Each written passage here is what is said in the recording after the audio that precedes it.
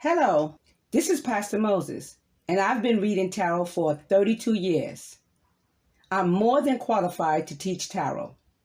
I want everyone to have a pleasant experience while learning tarot. These lessons are designed for you to learn tarot in the easiest and simplest way. What is tarot used for? Tarot is used to gain insight in your past, your present, and your future. How do you do this? You formulate a question, you draw some cards, and then you interpret them.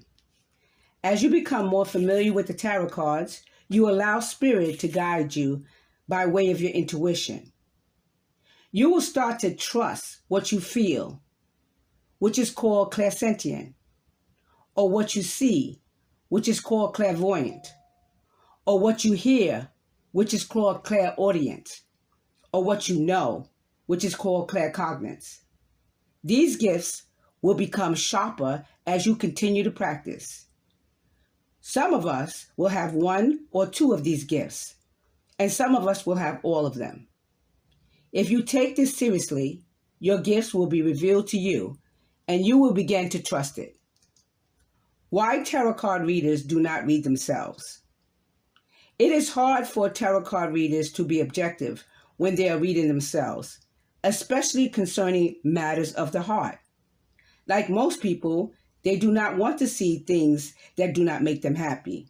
Like, for instance, if they get this card, which is the Seven of Swords, and they ask if my boyfriend or girlfriend is cheating on me, they would say they're only being sneaky, but they will not admit to the cheating.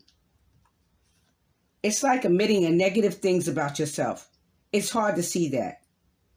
It's always wise for a tarot card reader to go to another reader and have them read them, especially in matters of love. It's okay in other situations like your job or what you see coming in the near future, things like that. What tarot cards do I use and recommend? I use a Rider-Waite, the pocket-side edition, because they are the best cards to learn with, and I am drawn to these cards. I like the pocket-side edition because they fit in my hand, and it is easier to shuffle. But it's okay to use the oversized cards. In this course, you will be using only the Rider-Waite. After you have learned how to read tarot, you can explore different decks if you like. How to store your cards. If you are just learning how to read tarot, it is said that you should store your cards in a small wooden box wrapped in silk cloth. I no longer wrap my cards in silk cloth, but I still keep them mostly in a small brown box like this one. And sometimes I have them laying on the table or my dresser, but not in a box. I have tarot decks placed all over my house, so when someone calls for a reading, I'm always prepared. As a beginner, you should store your tarot deck in a small wooden box if you have one available. If not, you can keep them in the box they came in with. It really doesn't matter. I've been reading tarot for over 30 years, and I realize it doesn't matter where you store your cards. Just take care of them. When you first open your box of tarot cards, you will notice that there are 78 cards, along with a very small instruction manual. You can discard the manual.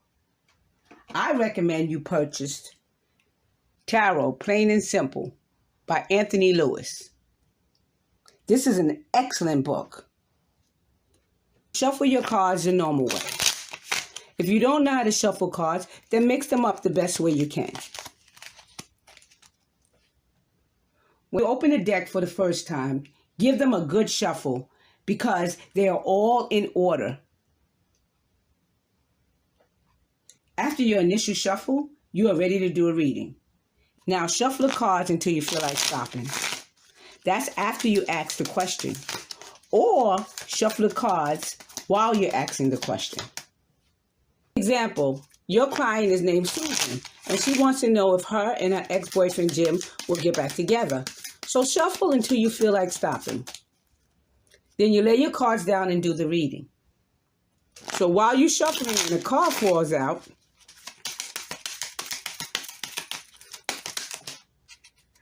you might want to look at that card to see if it has anything to do with your question. If it does, you might use that to help you answer your question. But please do not shuffle the cards and let them fly all over the place and then use that to answer your question. Once in a while, when a card flies out your hand, you can do that, but not every time you shuffle. If this happens, you need to learn how to shuffle your cards where your cards will not be flying all over the place. This type of reading, to me, is amateurish. How to formulate a question. It is very important that you are able to formulate a question so Spirit will be able to answer you. Spirit does not interfere with your free will. And what I mean by that is that a person cannot ask you what they should do. That's their choice. An example would be, should I break up with my boyfriend? That's a choice that they must make. The tarot card reader can tell you what they see if you break up with your boyfriend, or what they see if you don't break up with your boyfriend. Also, it is extremely hard to tell time, so that's something I do not answer. The reason for that is because we read from the other side, and on the other side, there's no time. We create time here on earth because we get older. Doing a reading, I can sometimes tell when things are closer, so I can say it'll happen soon. Or if I see it down the road, I will say it's going to take some time before it happens. Or if I don't see it happening, I'll say to them, I don't see it happening at all. There are some readers that predict time, but it's very tricky, and people like to hold you to that. I only predict outcome. How to read cards. I only read cards in the upright position. I never read cards in reverse. I feel reverse cards are negative readings, and there are more than enough cards in the deck to show you things that might be construed as negative, where you do not need to reverse the cards. In this course, you will learn how to read cards only in the upright position. There are many different spreads, and with this course, you will learn a few of them. What are major arcanas? These are major arcanas. When major arcana shows up in your spread, that usually means that's something you should pay attention to because it is important and significant.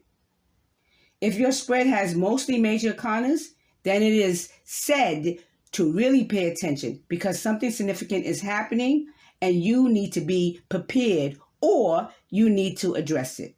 I have been reading for more than 30 years, so I read all my cards as a whole. As you become more experienced, major arcanas will not be such an important factor to you. Begin with the 22 major arcanas and their meanings. The Fool. It means immature or acting without thinking. The Magician. It means manipulating or controlling. The High Priestess. It means secretive or intuitive. The Empress. It means nurturing or mother. The Emperor. It means father or responsible. The Hierophant. It means tradition or spirituality. The Lovers. It means lover or sexuality. Chariot. That means conflict or obstacle. Strength. That means strong or self-confident. Hermit. That means pulling away or alone. Wheel of Fortune. That means luck or good fortune. Justice. That means positive outcome or legal. Hangman. That means holding on or in limbo. Death. That means ending or transformation. Temperance. That means taking your time or in moderation. Devil. That means controlling or holding on to negativity. Tower. That means devastation or shock. Star. That means optimistic and happiness. Moon. That means deception and confusion. Sun. That means success and joy.